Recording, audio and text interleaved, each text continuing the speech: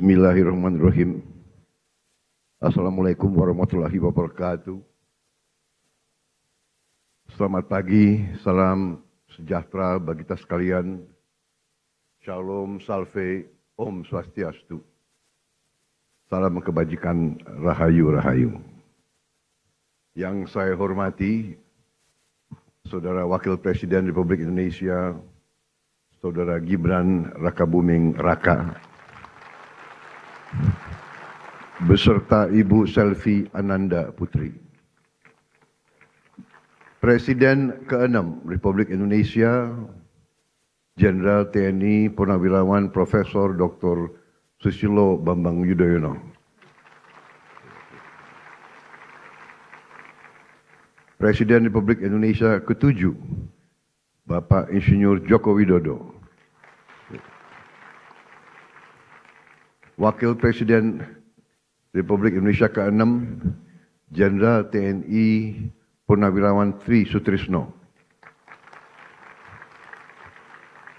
Wakil Presiden ke-10 dan ke-12 Republik Indonesia, Bapak Muhammad Yusuf Kalla. Bapak Wakil Presiden ke-11 Republik Indonesia, Profesor Budiono. Wakil Presiden ke-13 Republik Indonesia, Profesor Kiai Haji Ma'ruf Amin. Ibu Sinta Nuriyah Abdurrahman Wahid, istri Presiden ke-4 Republik Indonesia. Ibu Soraya Hamzahas, istri Wakil Presiden ke-9 Republik Indonesia. Para pimpinan lembaga negara, Ketua Majelis Permusyawaratan Rakyat Republik Indonesia, Saudara Ahmad Muzani, beserta para mantan ketua, para wakil ketua, dan seluruh anggota MPR RI yang saya hormati. Ketua Dewan Perwakilan Rakyat Republik Indonesia, Saudari Puan Maharani, beserta para mantan ketua, para wakil ketua, dan seluruh anggota DPR RI yang hadir.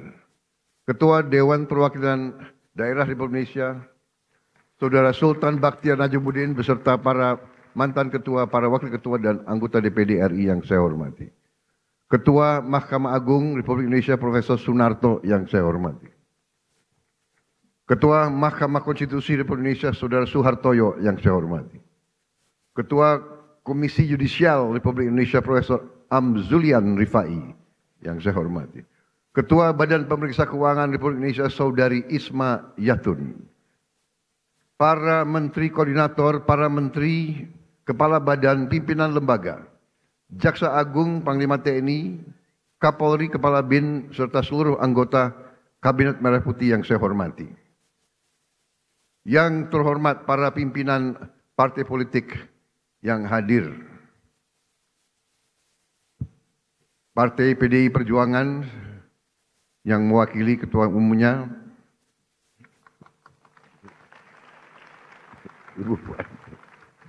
Ketua Umum Partai Golongan Karya, Saudara Bahlil Lahadalia, Ketua Umum Partai Gerindra, saya sendiri,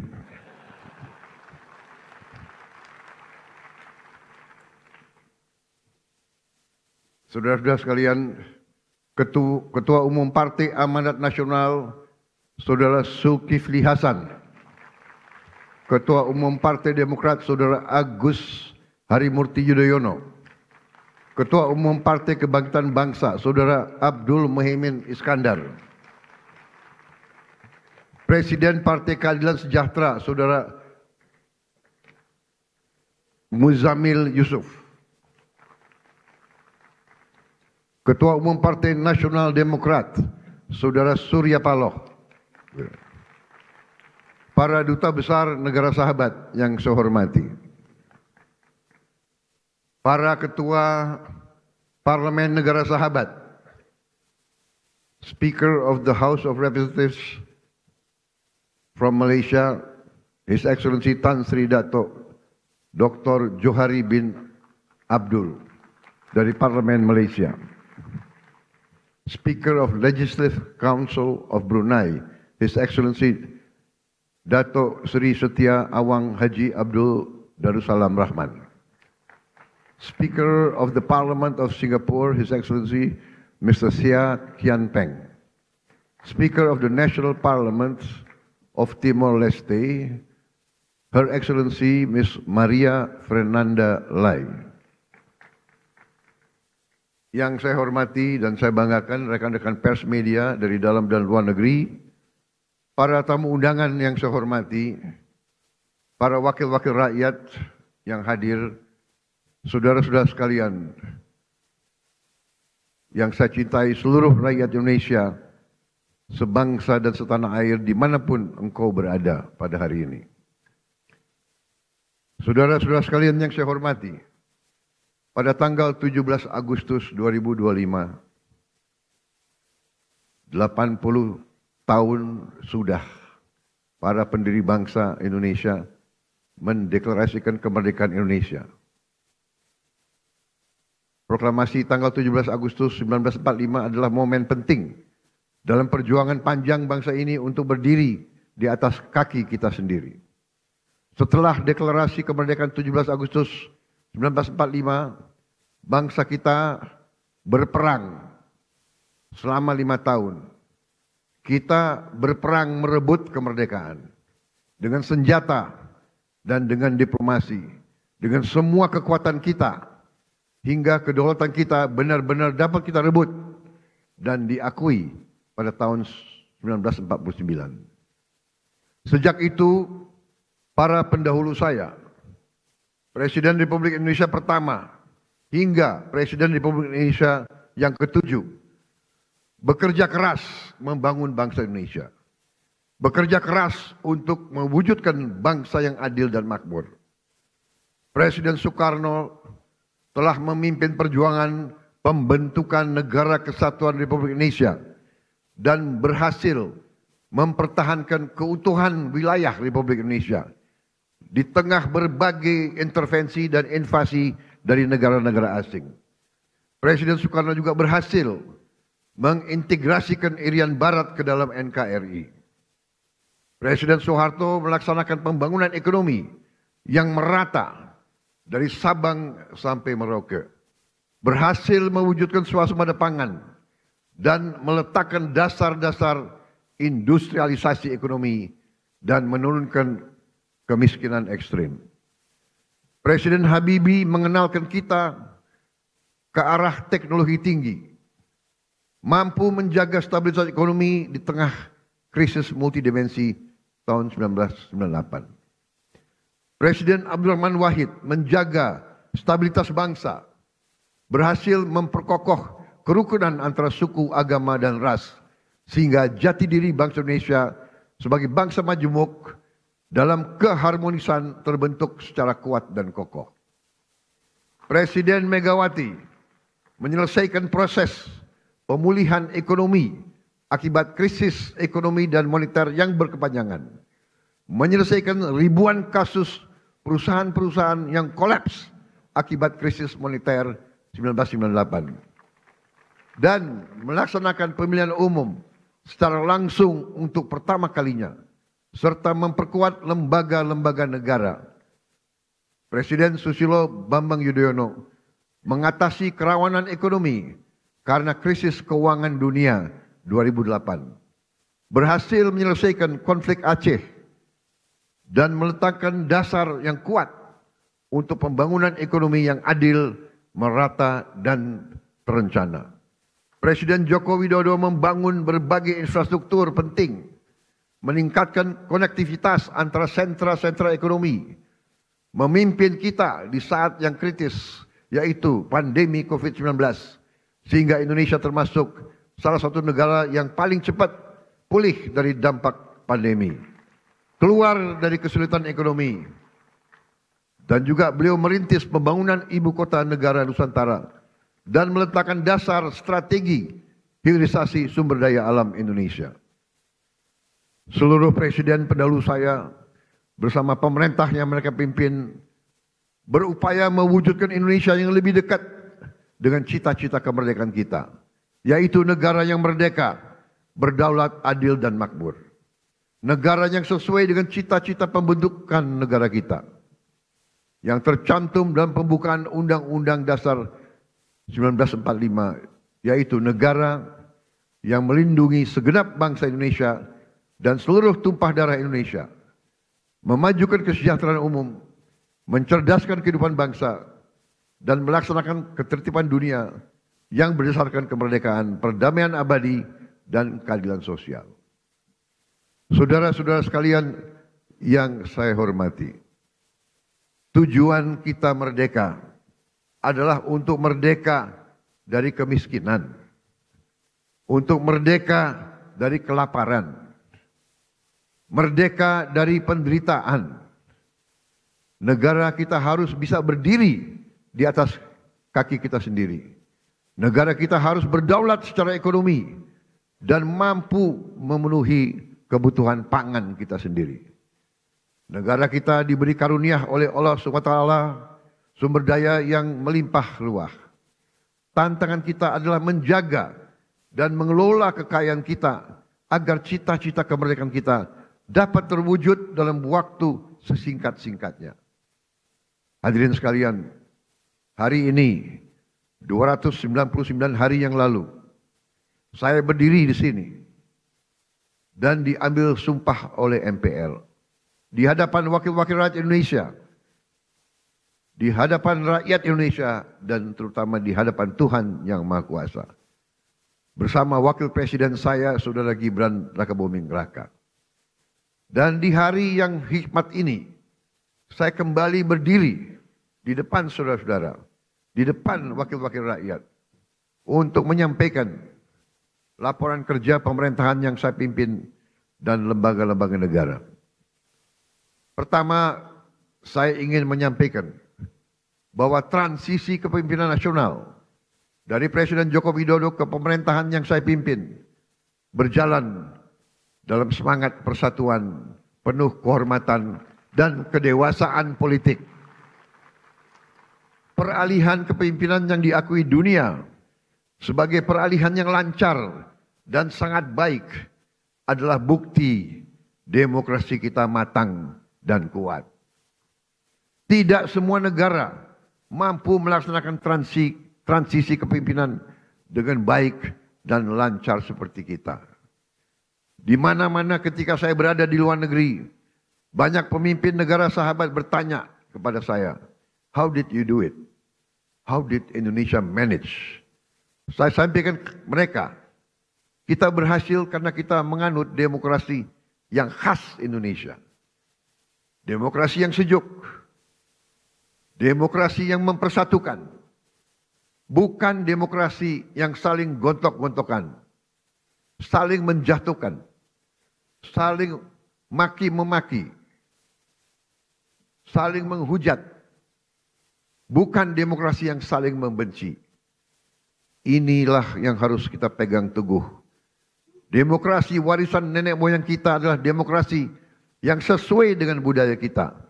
Budaya kekeluargaan, budaya gotong royong, budaya miko dhuwur mendem jero, budaya saling mengisi, budaya saling mendukung, budaya tepo sliro, budaya menahan diri,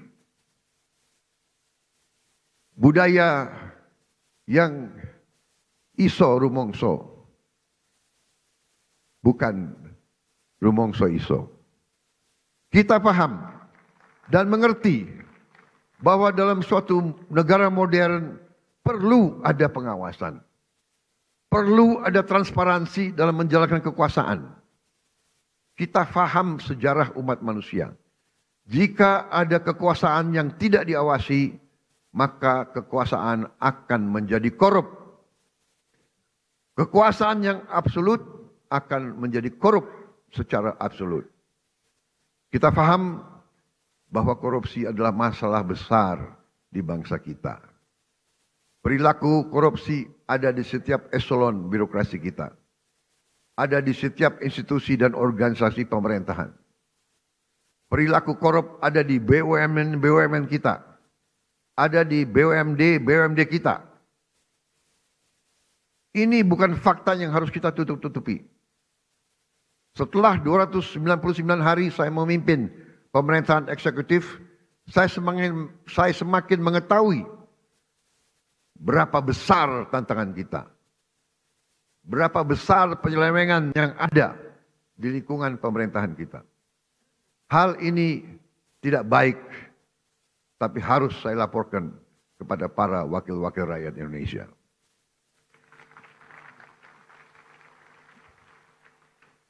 Dalam pidato pelantikan saya di sini, saya sampaikan, bangsa Indonesia harus berani melihat kekurangan-kekurangan sendiri. Harus berani melihat kesalahan-kesalahan kita sendiri. Harus berani melihat penyakit-penyakit yang ada di tubuh kita agar kita bisa perbaiki kekurangan-kekurangan tersebut. Tanpa mau mengakui, tidak mungkin kita mampu memperbaiki. Saya disumpah untuk melaksanakan perintah Undang-Undang Dasar Republik kita. Karena itu, saya tidak ada pilihan lain selain memimpin upaya pemberantasan korupsi dan penyelewengan di semua lembaga eksekutif dan pemerintah.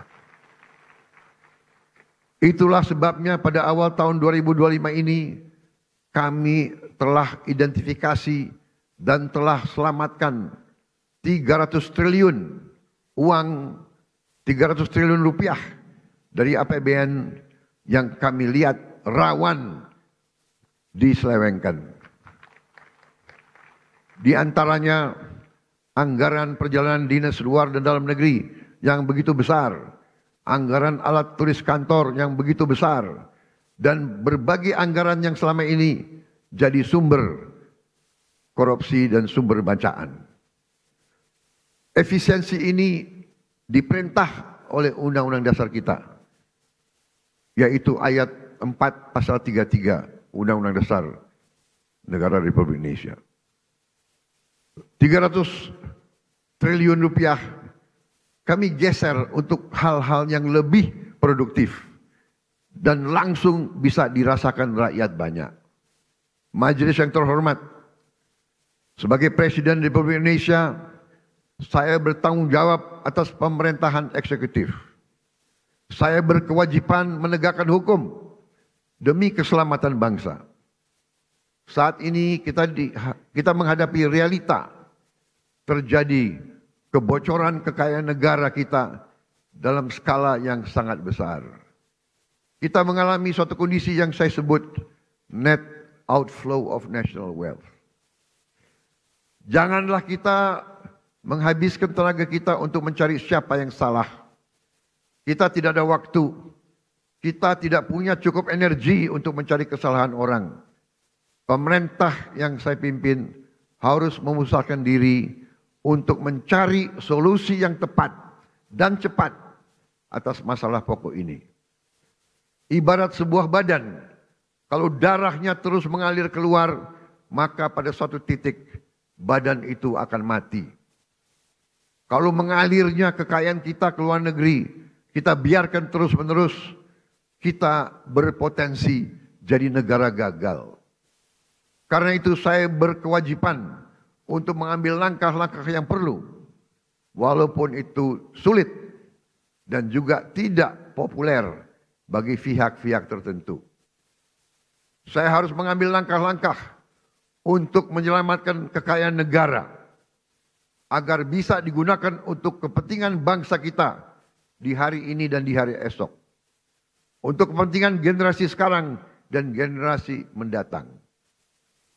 Terus terang saya katakan di sini di hadapan saudara-saudara sekalian, kalau kita konsekuen menjalankan apa yang telah dibuat oleh para pendiri bangsa kita, oleh Bung Karno, Bung Hatta, Bung Syahrir, Haji Agus Salim, tokoh-tokoh generasi 45, yaitu rancang bangun, blueprint negara, bagaimana negara harus dijalankan, yang semua sudah tertuang dalam Undang-Undang Dasar 1945. Saya yakin bangsa kita akan selamat. Undang-Undang Dasar 1945 harus kita pelajari.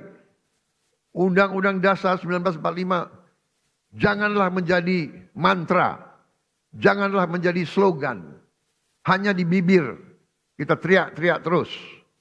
Undang-Undang Dasar 1945 adalah rancang bangun yang relevan, rancang bangun yang ampuh, rancang bangun yang nyata, dan rancang bangun yang operasional untuk kita gunakan.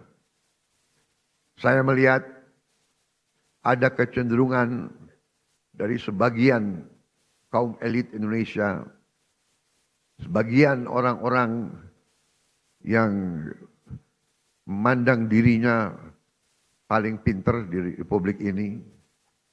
Mereka memandang bahwa pemikiran Bung Karno, pemikiran Bung Hatta, pemikiran generasi 45 tidak relevan lagi di zaman sekarang. Sudah kuno, sudah lawas untuk menghadapi tantangan abad ke-21. Menurut hemat saya, pemikiran tersebut adalah keliru. Generasi 45, generasinya Bung Karno, Bung Hatta, Syahrir, semua tokoh-tokoh itu adalah generasi yang mengalami penjajahan. Mereka mengalami imperialisme.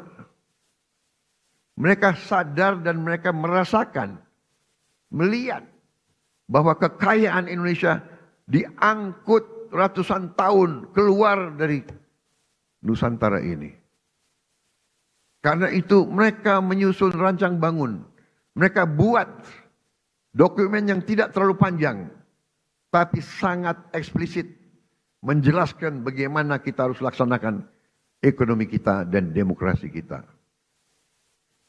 Saya berkeyakinan apabila kita jalankan rancang bangun yang sudah dibuat oleh para pendahulu kita, kita akan jadi negara yang kuat. Saudara-saudara sekalian, kekuatan suatu negara terletak bagaimana negara itu bisa menguasai dan mengelola kekayaan. Karena itu kita harus berani koreksi apabila kita telah mengambil langkah yang keliru. Sungguh aneh negara dengan produksi kelapa sawit terbesar di dunia pernah mengalami kelangkaan minyak goreng. Ini aneh sekali. Tidak masuk di akal sehat. Dan ternyata memang itu ternyata adalah permainan manipulasi yang tadi sudah disinggung oleh Ketua DPR yang saya beri nama Serakah Nomex.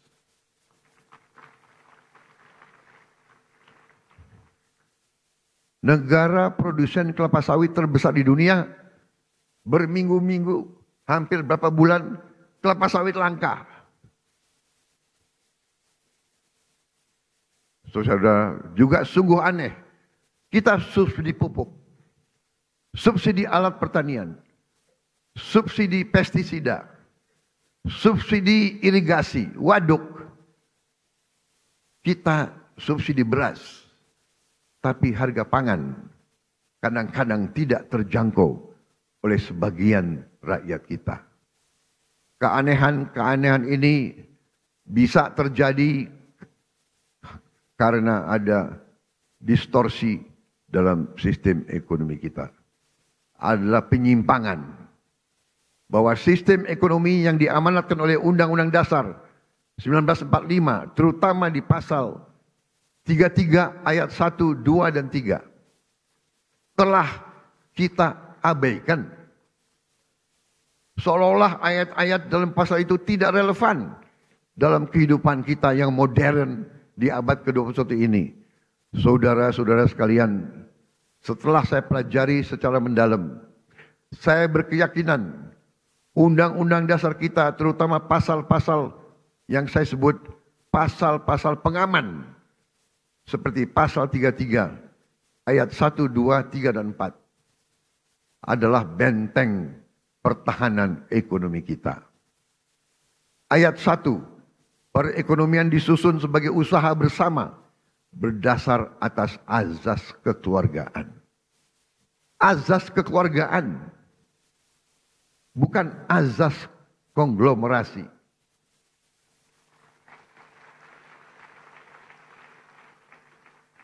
Cabang-cabang produksi yang penting bagi negara dan yang menguasai hajat hidup orang banyak dikuasai oleh negara. Saudara-saudara sekalian, saya ingin bertanya, apakah beras itu penting bagi negara atau tidak?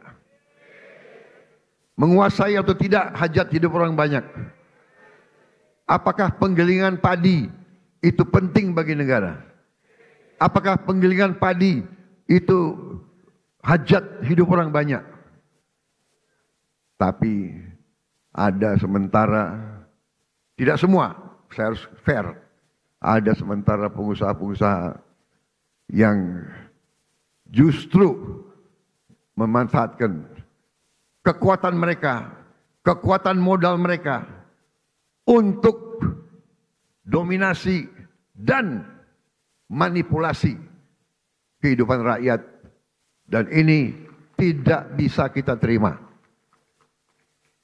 Ayat 3, bumi dan air dan kekayaan alam yang terkandung di dalamnya dikuasai oleh negara dan dipergunakan untuk sebesar-besar kemakmuran rakyat.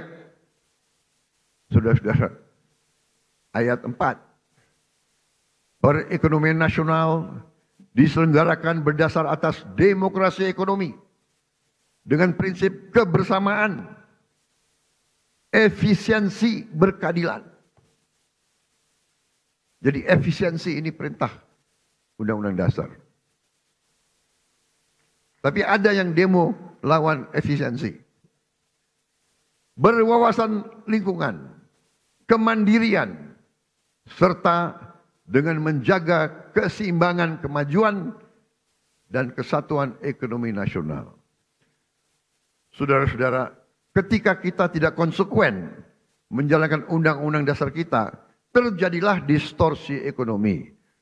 Terjadilah pemerataan ekonomi yang tidak cepat, di mana yang menikmati pertumbuhan ekonomi kita hanya segelintir orang saja. Terjadilah kondisi di mana pertumbuhan ekonomi rata-rata 5% selama 7 tahun terakhir tidak tercermin dalam kondisi nyata rakyat Indonesia. Masih terlalu banyak anak-anak yang kelaparan, petani dan nelayan yang kesulitan menjual hasil panennya, rakyat yang belum memiliki rumah layak huni, guru yang belum dihargai, serta keluarga yang tak sanggup berobat karena biaya atau karena tidak ada fasilitas kesehatan di daerahnya.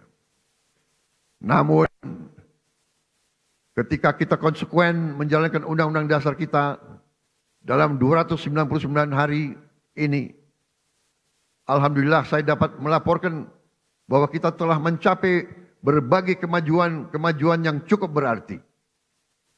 Di tengah konflik politik, konflik ekonomi secara global, perang dagang, perang tarif, ekonomi Indonesia masih berhasil tumbuh di atas 5%.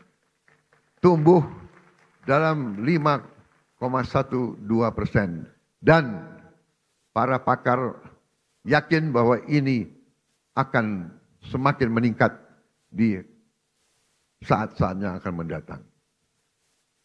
Di tengah dunia yang penuh gonjang-ganjing, realisasi investasi kita semester pertama 2025 telah mencapai 942 triliun, naik 13,6% dari tahun lalu. Telah mencapai target APBN 2025 sebelum tahun 2025 berhasil. Dan berhasil menyerap tenaga kerja Indonesia 1.200.000 orang. Saudara-saudara sekalian, kita telah melaksanakan intervensi strategis untuk memperbaiki gizi 82 juta anak-anak Indonesia dan ibu-ibu hamil. Saudara-saudara sekalian, sekarang kita telah mencapai kemajuan yang membanggakan. Pagi ini saya mendapat laporan dari Badan Gizi Nasional sudah 20 juta anak sekolah. Anak belum sekolah, ibu hamil dan ibu menyusui sudah menerima makan bergizi gratis setiap hari. Terima kasih Badan Gizi Nasional. Di hadapan majelis terhormat ini, saya menyampaikan penghargaan saya kepada Kepala Badan dan seluruh anggota Badan Gizi Nasional yang telah bekerja keras mencapai hal ini. Saudara-saudara sekalian, dalam 7 bulan kita berhasil mencapai apa yang negara-negara lain butuh belasan tahun. Saya telah jumpa dengan Presiden Brazil dan mantan Presiden Brazil. Brazil butuh 11 tahun untuk mencapai 40 juta makan bergizi gratis setiap hari. Saudara-saudara, kita kadang-kadang harus mengakui bahwa bangsa kita punya kemampuan. Bangsa kita, bila ada kehendak, banyak yang bisa kita kerjakan bersama. Begitu banyak masalah manajemen yang harus kita hadapi agar program ini berjalan baik. Pembangunan fisik dapur, pengelolaan rantai pasok, pelatihan manajer-manajer dan pelaksana-pelaksana. Sekali lagi, saya tadi ucapkan terima kasih kepada Kepala Badan Gizi Nasional. Saudara dan anggotamu telah bekerja dengan baik. Kita kadang-kadang kalau yang berbuat baik, kita lupa ucapan terima kasih. Kalau yang berbuat salah, kita tidak akan lupa-lupa. Terus diingat. Saya juga ucapkan terima kasih kepada semua pihak yang telah mendukung terlaksananya makan bergizi gratis. TNI, Polri, Nahdlatul Ulama, Muhammadiyah, ormas-ormas, koperasi-koperasi, yayasan-yayasan yang telah rame-rame terlibat dan bergotong royong membentuk Satuan Pelayanan Pemenuhan Gizi di seluruh provinsi Indonesia. Makan bergizi gratis bukan semata program sosial, melainkan fondasi untuk menciptakan generasi yang sehat, cerdas, dan produktif.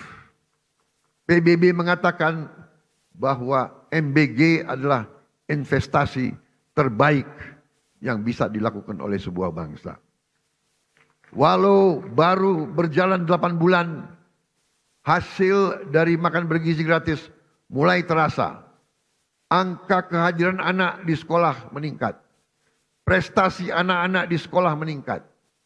Per hari ini sudah ada 5.800 satuan pemenuhan pelayanan gizi di 38 provinsi. MBG telah menciptakan 290.000 lapangan kerja baru di dapur-dapur dan melibatkan 1 juta petani, nelayan, peternak, dan UMKM. MBG mendorong pertumbuhan ekonomi di desa-desa. Hadirin sekalian, tidak ada negara yang kuat yang tidak mampu memproduksi pangannya sendiri. Oleh karena itu, pemerintah yang saya pimpin bekerja keras untuk memutus ketergantungan pada impor dengan membuka jutaan hektar sawah baru di Kalimantan Tengah, di Kalimantan Barat, di Sumatera, di Papua, dan beberapa daerah lain. Selain melakukan ekstensifikasi, kami juga melakukan intensifikasi. Kami mendorong produksi pangan di desa-desa. Kami memotong birokrasi penyaluran pupuk. Kita salurkan pupuk langsung dari pabrik ke petani-petani. Dan memberi bantuan alat pertanian kepada para petani kita. Kami juga tingkatkan harga beli gabah menjadi rupiah 6.500 per kilogram. agar petani sebagai produsen menikmati keuntungan yang berarti. Hari ini kita surplus produksi beras. Stok cadangan beras nasional kita hari ini lebih dari 4 juta ton. Ini adalah tertinggi selama sejarah NKRI. Untuk pertama kali dalam puluhan tahun Indonesia bisa kembali mengekspor beras dan jagung. Saya perhatikan di mana-mana para petani tersenyum karena harga gabah stabil dan penghasilan mereka meningkat. Untuk melindungi konsumen Indonesia, pemerintah yang saya pimpin akan selalu mewaspadai kecurangan-kecurangan, manipulasi, penipuan, upaya penimbunan, dan menahan distribusi bahan pangan. Pemerintah yang saya pimpin tidak akan ragu-ragu. Kami akan selalu tegas pada mereka yang melanggar aturan. Mereka yang mempersulit kehidupan rakyat. Mereka yang cari keuntungan gila-gilaan di atas penderitaan orang kecil. Pemerintah yang saya pimpin akan konsekuen menggunakan segala kewenangan yang diberikan kepada kami dari Undang-Undang Dasar 1945. Dan juga Undang-Undang Nomor 7 tahun 2014 tentang perdagangan, terutama pasal 107, Jungto pasal 29 ayat 1 yang berbunyi pelaku usaha yang menyimpan barang kebutuhan pokok dan atau barang penting dalam jumlah dan waktu tertentu pada saat terjadi kelangkaan barang, gejolak harga, dan atau hambatan lalu lintas bisa mendapat pidana penjara paling lama 5 tahun dan atau denda paling banyak 50 miliar rupiah. Hadirin sekalian, saya pastikan perusahaan-perusahaan siapapun yang berani manipulasi dan melanggar, kami akan proses hukum. Dan berdasarkan wewenang konstitusional yang ada pada Presiden Republik Indonesia, kami akan sita yang bisa kami sita. Kami akan selamatkan rakyat. Kami akan membela kepentingan rakyat. Kami pastikan rakyat Indonesia tidak akan menjadi korban serakanomics. Korban mereka-mereka yang mengejar keuntungan sebesar-besarnya. Menipu dan mengorbankan rakyat Indonesia. Dan membawa keuntungan itu, kekayaan itu keluar dari Republik Indonesia. Ini harus kita hentikan.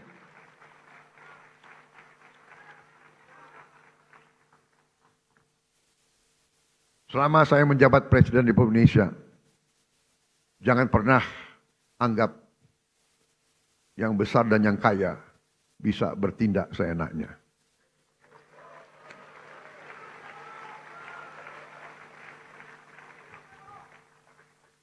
Kami tidak gentar dengan kebesaranmu. Kami tidak gentar dengan kekayaanmu. Karena kekayaanmu berasal dari rakyat Indonesia. Pemerintah yang saya pimpin tidak akan ragu-ragu membela kepentingan rakyat Indonesia.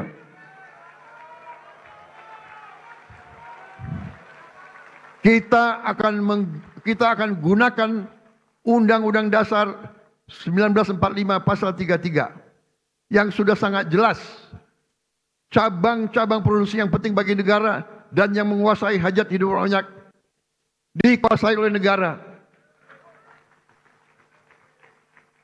Ini warisan Bung Karno, ini warisan Bung Hatta, ini warisan Bung Syahrir.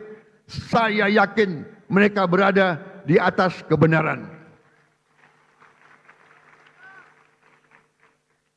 Atas dasar inilah hari ini saya umumkan setelah pertimbangan cermat oleh pemerintah untuk melindungi hak rakyat mendapatkan beras yang tepat. Tepat takaran, tepat kualitas, harga terjangkau, dan usaha penggilingan beras skala besar harus mendapat izin khusus dari pemerintah.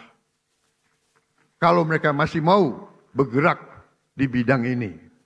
Kalau tidak, yang besar silahkanlah pindah ke bidang lain. Jangan main di atas kebutuhan dasar rakyat Indonesia.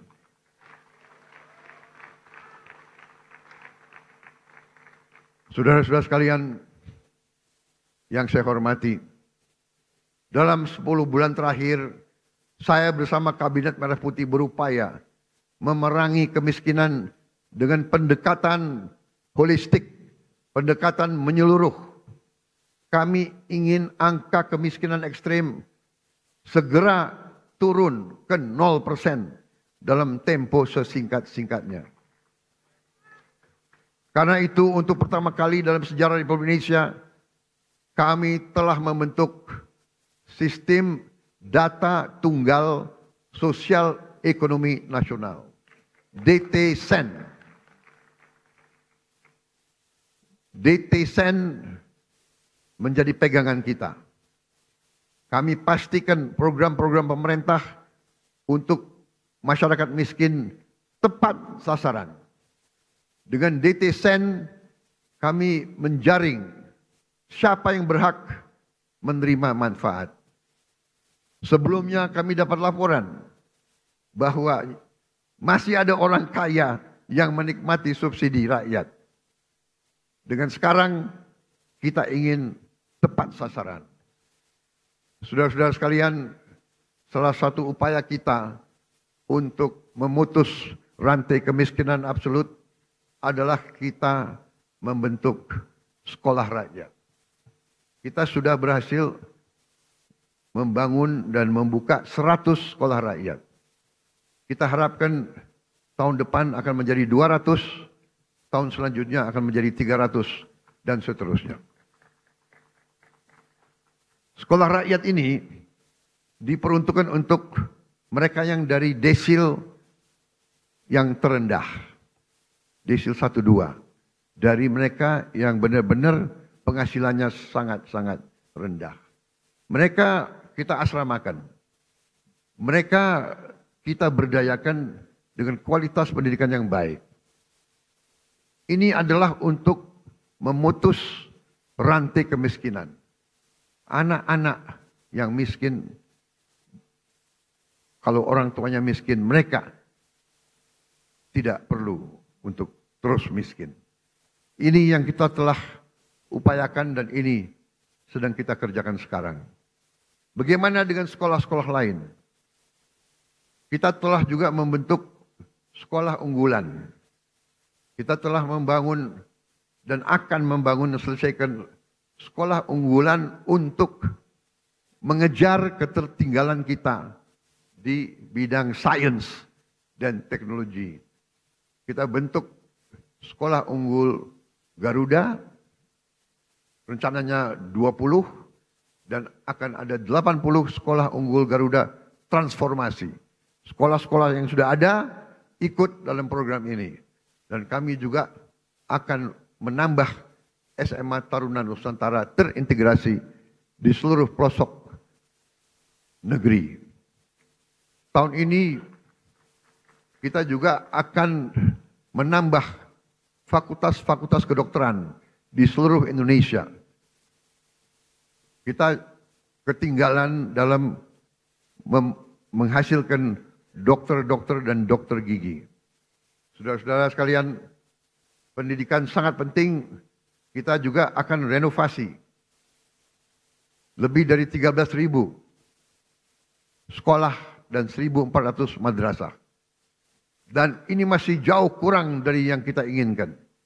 Tapi tahun ini adalah permulaan. Tahun depan kita akan cari uang untuk menambah hal ini.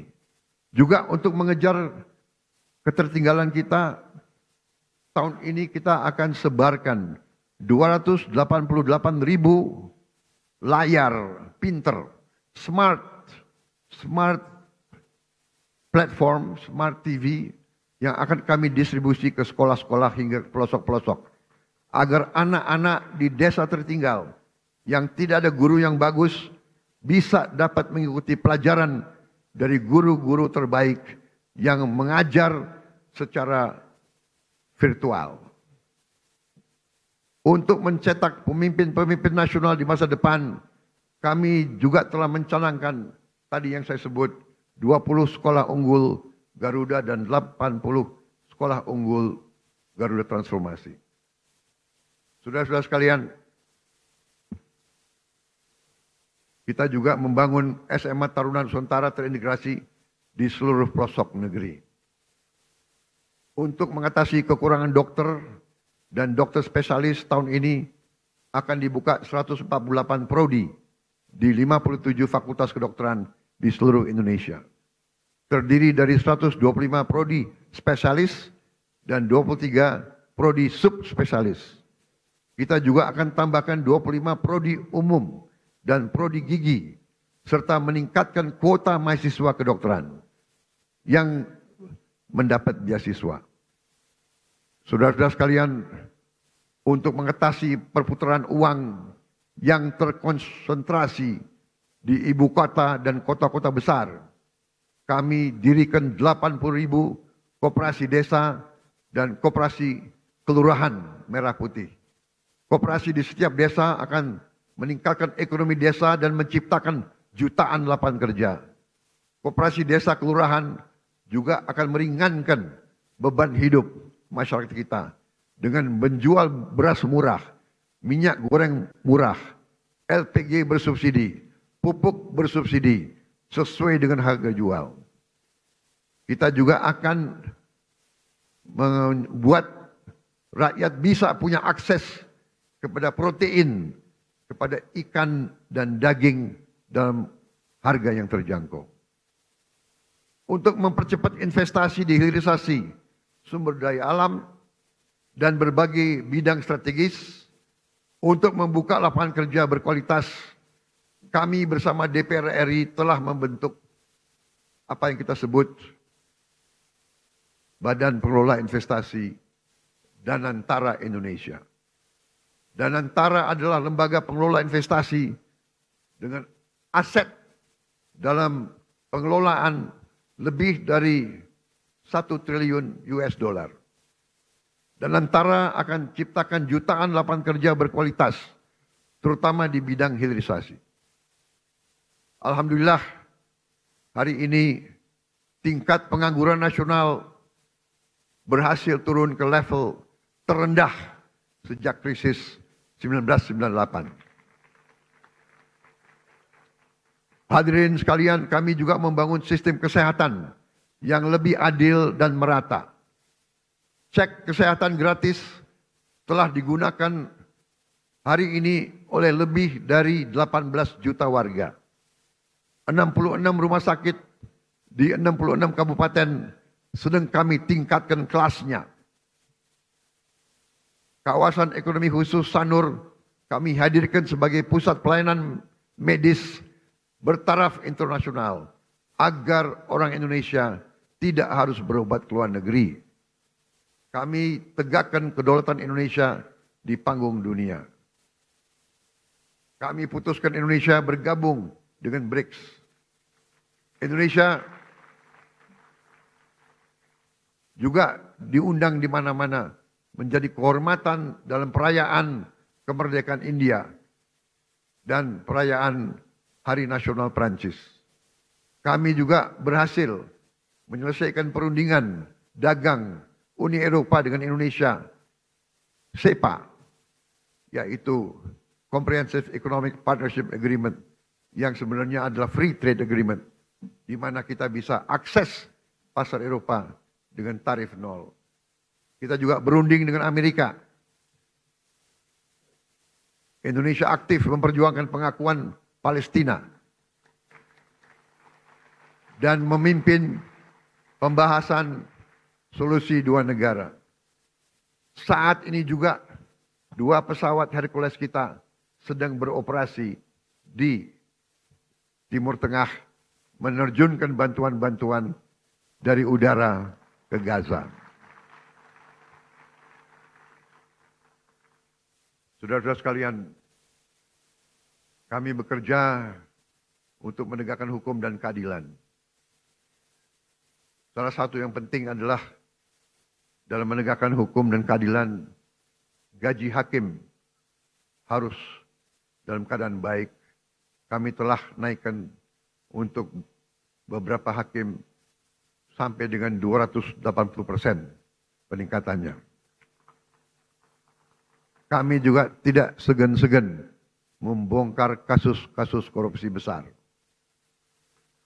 Bersama TNI dan Polri kami pastikan bumi dan air dan kekayaan alam yang terkandung di dalamnya dikuasai oleh negara dan dipergunakan untuk sebesar-besar kemakmuran rakyat.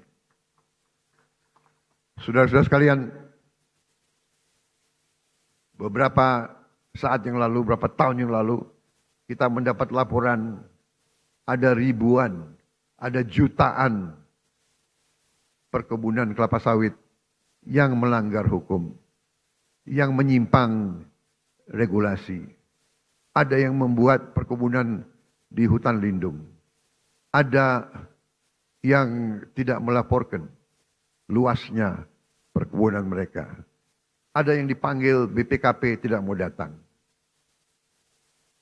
Kami terbitkan Peraturan Presiden Nomor 5 tahun 2025 tentang penertiban kawasan hutan. Dan pada hari ini saya melaporkan di majelis ini bahwa pemerintah Republik Indonesia sudah menguasai kembali 3,1 juta hektar dari potensi 5 juta hektar lahan sawit yang dilaporkan melanggar aturan, tapi kita belum verifikasi. Yang sudah jelas kita verifikasi melanggar aturan adalah 3,7 juta hektar, dan dari 3,7 juta hektar, 3,1 juta sudah dikuasai kembali. Saudara-saudara sekalian, perlu saya laporkan juga di sini bahwa ada keputusan pengadilan yang sudah ingkrah 18 tahun yang lalu yang memerintahkan ada kebun-kebun kelapa sawit yang harus disita. Tapi tidak ada penegak hukum waktu itu yang mau melaksanakannya. Saya tidak tahu kenapa. Tapi saya telah perintahkan dikuasai kembali oleh negara. Dan untuk itu kita telah menggunakan pasukan-pasukan TNI untuk mengawal tim-tim yang menguasai kebun-kebun tersebut. Karena sering terjadi perlawanan. Berani-berani melawan pemerintah NKRI. Ya, kita hadapi, saudara-saudara sekalian. Setelah ini, kita akan tertibkan juga tambang-tambang yang melanggar aturan.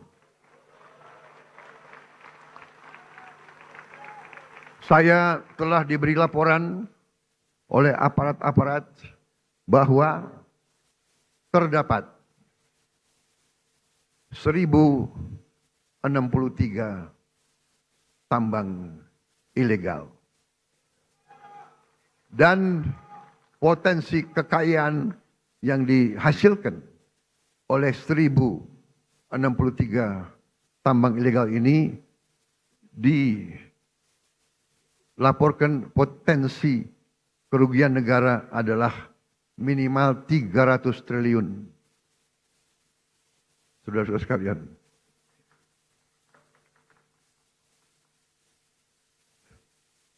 Saya minta dukungan seluruh MPR. Saya minta dukungan seluruh partai politik untuk mendukung ini demi rakyat kita, saudara-saudara sekalian.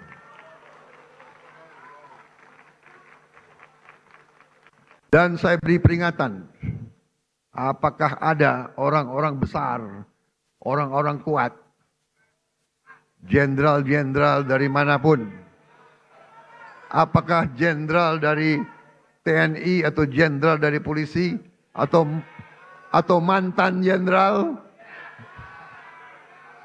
tidak ada alasan kami akan bertindak atas nama rakyat.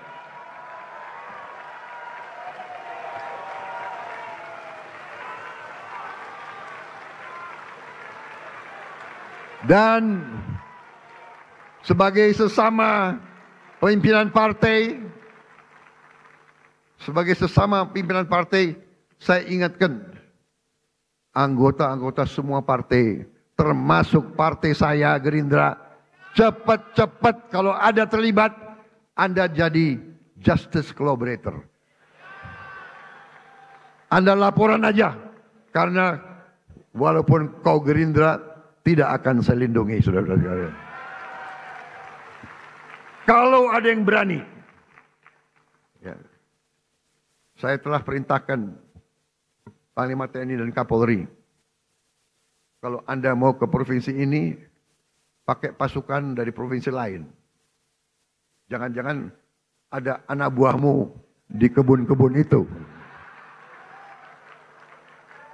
Saudara-saudara wakil rakyat, saudara tahu keadaan yang sebenarnya. Benar?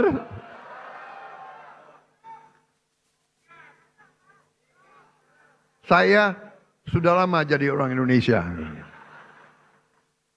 Segala ulah, apalagi saya ini senior mantan tentara. Jadi junior-junior itu jangan macam-macam ya. Aku tahu. Kalau rakyat yang nambang, ya sudah, kita bikin koperasi. Kita legalkan. Kita atur, kita legalkan, ya. Tapi jangan alasan rakyat tahu-tahu nyelundup. Nyelundup ratusan triliun nyelundup. Saudara-saudara sekalian, harus hitung waktu ini. Dengan kondisi geopolitik yang semakin tidak menentu, Indonesia harus punya pertahanan yang kuat untuk menjaga kekayaan kita. Untuk itu tahun ini kita bentuk 6 komando daerah militer baru, 14 komando daerah angkatan laut, 3 komando daerah angkatan udara, 1 komando operasi udara, 6 grup komando pasukan khusus, 20 brigade teritorial pembangunan, 1 brigade infanteri marinir, 1 resimen korps pasukan gerak cepat, 100 batalion teritorial pembangunan, 5 batalion infanteri marinir dan 5 batalion komando korps pasukan gerak cepat. Langkah ini sejalan dengan doktrin pertahanan kita, pertahanan dan keamanan rakyat semesta, SIS Hankam Rata, di mana seluruh warga negara dan sumber daya nasional didaya gunakan secara total untuk kepentingan pertahanan dan keamanan kita. Saudara-saudara sekalian, kita paham bahwa perang itu destruktif. Kita tidak mau perang. Kita harus hindari perang. Karena itu, politik luar negeri yang saya jalankan dan saya umumkan adalah politik 1000 kawan terlalu sedikit, 1 lawan terlalu banyak. Kami tetap pada garis non-blok, garis non-aligned. Kami tidak akan berpihak kepada blok manapun. Ini yang kami sampaikan di mana-mana. Bebas aktif. Kita ingin damai dengan semua orang. Kami terutama dengan tetangga-tetangga kita. Kita ingin selesaikan semua masalah. Ada masalah, kadang-kadang masalah garis perbatasan. Masalah ini adalah warisan dari kolonialis, warisan dari penjajah. Belanda datang dengan Inggris, dia bikin garis seenak jidatnya dia bikin garis. Yang repot kita sekarang, ya kan? Kita mau ditabrakan sama Malaysia. Kita sahabat sama Malaysia. Kita satu rumpun. Tapi selalu politik divida et impera itu selalu ada. Janganlah kita naif. Jangan terus-menerus mau diadu domba. Saudara sekalian, setiap elemen negara Indonesia, marilah kita bekerja keras agar setiap anak Indonesia berangkat ke sekolah dan mendapat makan yang baik. Kita ingin petani, nelayan kita kembali bangga menjadi tulang punggung bangsa, menjadi produsen makanan. Hidup petani dan nelayan kita harus baik, harus bagus. Untuk itu kita akan bangun dalam waktu yang secepat ini. Tahun ini juga kita harus mulai 1.100 desa nelayan. Tiap desa nelayan terdiri dari 2.000, kurang lebih 2.000 kepala keluarga. Berarti di situ akan hidup 2 juta kepala keluarga. Kalau satu kepala keluarga terdiri dari bapak, ibu, dan 3 anak, berarti 5 juta. 10 juta orang akan hidup dengan baik. Ini akan kita wujudkan dalam waktu dekat. Mereka juga akan membayar kembali investasi kita. Jadi ini bukan BLT, ini bukan bagi-bagi uang. Kita pinjemin uang, mereka akan bayar cicil kembali kepada pemerintah. Jadi karena mereka akan menghasilkan nilai. Kita ingin guru-guru kita semangat mengajar karena dihargai. Kita ingin rakyat kecil bisa tersenyum karena tidak lagi takut sakit, tidak takut lapar, dan tidak takut anaknya tidak bisa sekolah. Dan kita harus cari lapangan kerja yang sebesar-besarnya dan sebanyak-banyaknya. Tujuan kita, tujuan kemerdekaan adalah yen wong cilik iso gemuyu. Saudara-saudara sekalian, untuk itu saya memberi apresiasi kepada lembaga-lembaga negara atas kinerja mereka dalam menjalankan roda negara. MPR RI melalui visi besar Rumah Kebangsaan, pengawal ideologi Pancasila dan kedaulatan rakyat, secara konsisten terus-menerus sosialisasikan Pancasila, Undang-Undang Dasar 1945, NKRI, dan Bhinneka Tunggal Ika. MPR konsisten turun ke rakyat, jelaskan 4 pilar kehidupan berbangsa dan bernegara. Ini sangat penting karena pemahaman Undang-Undang Dasar 1945 bisa menyelamatkan ekonomi kita, bisa menyelamatkan demokrasi kita. DPR RI pada periode awal 2024-2009 telah membahas dan mengesahkan 14 rancangan undang-undang dan telah menetapkan program legislasi nasional tahun 2025 dan jangka menengah 2025-2029. Sehingga perencanaan, penyusunan dan pembahasan RUU berjalan secara terarah dan terukur. Pada pelaksanaan fungsi penganggaran, DPR RI telah membantu pemerintah mewujudkan efisiensi berkeadilan di APBN kita yang merupakan mandat dari Undang-Undang Dasar 1945 serta membantu menyusun RAPBN 2026 yang akan saya sampaikan sore hari ini. DPR RI juga telah melaksanakan fungsi pengawasan yang luas melalui 26 panitia kerja pengawasan dan 3 tim pengawasan. DPD RI telah menetapkan lebih dari 50 keputusan kelembagaan yang mencerminkan peran aktif dan strategis DPD dalam memperjuangkan aspirasi dan kepentingan daerah di tingkat pusat. Lebih lanjut, DPD RI telah mendukung pembangunan berkelanjutan, aktif menjalankan fungsi pengawasan, pemberian pertimbangan anggaran, serta proaktif memantau dan mengevaluasi Raperda dan Perda untuk memastikan kesesuaian regulasi daerah dengan kebijakan nasional.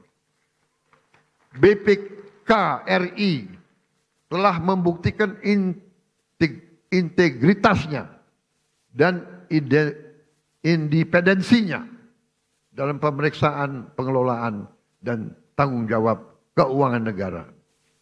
Capaian BPK di tahun 2024 antara lain mendorong peningkatan akuntabilitas tata kelola keuangan negara serta kualitas pertanggungjawaban pelaksanaan anggaran, sehingga kementerian dan lembaga yang telah mencapai status wajar tanpa pengecualian mencapai 97,7%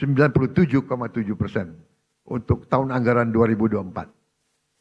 Mengawal program prioritas nasional, meningkatkan efektivitas belanja APBN, serta penyelamatan puluhan triliun rupiah uang dan aset negara. Mahkamah Konstitusi di sepanjang tahun 2024 hingga pertengahan 2025 telah menangani ratusan perkara pengujian undang-undang, perselisihan hasil pemilihan umum, dan perselisihan hasil pemilihan kepala daerah dengan proses persidangan yang efektif, tepat waktu, dan menghasilkan berbagai putusan penting yang menjadi tonggak penguatan demokrasi dan perlindungan hak konstitusional warga negara. Mahkamah Agung secara serius dan berkelanjutan melakukan reformasi peradilan, modernisasi manajemen perkara, penyelesaian sengketa perdata secara cepat dan berorientasi pada perdamaian, serta penanganan perkara pidana dengan pendekatan restoratif justice. Dengan sistem peradilan elektronik atau e-court di Mahkamah Agung, jumlah perkara yang didaftarkan di pengadilan tingkat pertama meningkat 30,84% dari tahun sebelumnya. Penyelesaian sengketa perdata dengan nilai gugatan di bawah 500 juta rupiah meningkat 68%. Dan tingkat keberhasilan penyelesaian sengketa melalui mediasi meningkat 28%. Capaian ini adalah bukti nyata kerja keras Mahkamah Agung untuk mewujudkan peradilan yang modern, cepat, berbiaya ringan, dan berkeadilan bagi seluruh rakyat Indonesia. Komisi Yudisial memainkan peran strategis dalam kesejahteraan rakyat dan kemajuan Indonesia, yaitu dengan menjaga integritas hakim dan meningkatkan kepercayaan publik terhadap integritas hakim. Sepanjang tahun 2024 sampai dengan periode Juli 2025, Komisi Yudisial telah melaksanakan seleksi calon hakim agung dan hakim ad hoc yang menghasilkan sebanyak 9 orang calon hakim agung, 3 orang calon hakim ad hoc di Mahkamah Agung. Komisi Yudisial juga telah menerima 3.752 laporan masyarakat terkait dugaan pelanggaran kode etik dan pedoman perilaku hakim, dan mengusulkan penjatuhan sanksi kepada 116 orang hakim. Selain itu, saya juga mengucapkan terima kasih kepada Bank Indonesia, Otoritas Jasa Keuangan, Lembaga Penjamin Simpanan, Komisi Pemberantasan Korupsi, Komisi Pemilihan Umum, Badan Pengawas Pemilu, Ombudsman RI, Komnas HAM, dan lembaga-lembaga nasional lainnya yang telah berkontribusi untuk kemajuan bangsa sesuai dengan peran dan kewenangannya. Terakhir, saya juga mau gunakan kesempatan ini untuk mengucapkan terima kasih kepada setiap pengusaha nasional yang telah membuka lapangan kerja di Indonesia, menanamkan modal di Indonesia, dan menyimpan hasil usahanya di Indonesia. Jangan salah, tidak semua pengusaha yang besar itu ikut dalam alam mazhab selakahnomik. Justru sebagian besar kita ajak untuk membangun Indonesia bersama. Saya sampaikan ke mereka, mereka harus menjadi bagian dari Indonesia Incorporated. Indonesia Incorporated adalah konsep pembangunan ekonomi di mana semua stakeholder, semua pemain bergerak dalam satu kesatuan tim nasional. Yang kuat, yang besar punya peranan. Yang menengah punya peranan. Yang kecil punya peranan, kita bantu. Yang miskin kita berdayakan. Itu namanya Indonesia Incorporated. Saya sampaikan, kalau kita hilangkan kemiskinan, kalau orang yang berada di bawah garis kemiskinan punya uang, punya penghasilan, mereka punya daya beli, mereka akan beli barang-barang dari pabrik-pabrik yang dimiliki oleh perusahaan-perusahaan besar. Itu yang kita namakan suatu ekonomi mata rantai yang saling memperkuat, bukan saling menghancurkan. Saudara-saudara sekalian,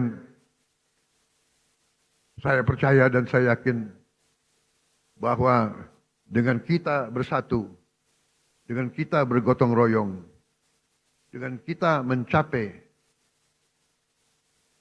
demokrasi sesuai dengan budaya kita, ekonomi sesuai dengan rancang bangun pendiri-pendiri bangsa kita, insya Allah Indonesia akan semakin kuat, semakin sejahtera. Kita memilih beberapa tonggak sebagai tema kita. Bersatu, berdaulat, rakyat sejahtera. Rakyat harus sejahtera. Kalau rakyat tidak sejahtera, saya katakan kita gagal sebagai negara merdeka. Kita akan berhasil sebagai negara merdeka kalau rakyat kita sejahtera. Karena itu, marilah kita bekerja sama. Kita berbeda-beda boleh, tapi satu tujuan kita. Silakan yang berada di luar pemerintah tidak ada masalah. Terima kasih. Kita butuh koreksi. Kita butuh pengawasan. Kita butuh kritik. Walaupun kadang-kadang kritik itu menyesakkan juga. Tapi nggak ada masalah. Jangan berhenti kritik. Saya juga minta dari koalisi kita tetap di dalam koalisi harus berani mengawasi, harus berani koreksi. Ya. Tidak boleh ada yang merasa lebih kuat dari hukum. Tidak boleh ada yang merasa tidak dapat diatur, tidak dapat diperiksa. Saya kira itu yang ingin saya sampaikan. Terima kasih. Sidang majelis yang terhormat, Dirgahayu Republik Indonesia ke-80.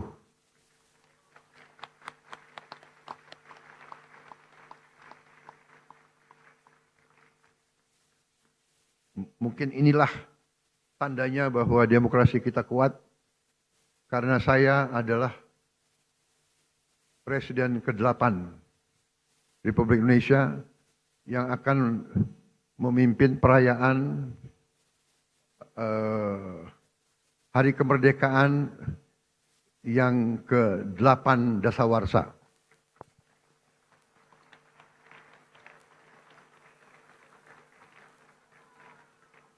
Memang ditakdirkan untuk jadi presiden ke-8. Dan saya adalah bukti bahwa demokrasi kita berjalan. Karena saya ikut pemilu 5 kali.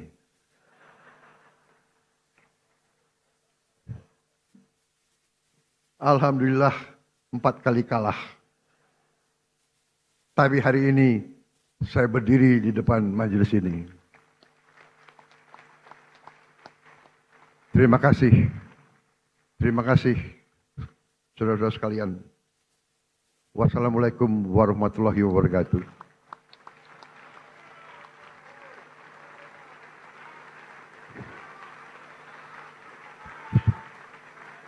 Shalom, salve, Om, Santi, Santi, Santi, Om. Merdeka! Merdeka! Merdeka!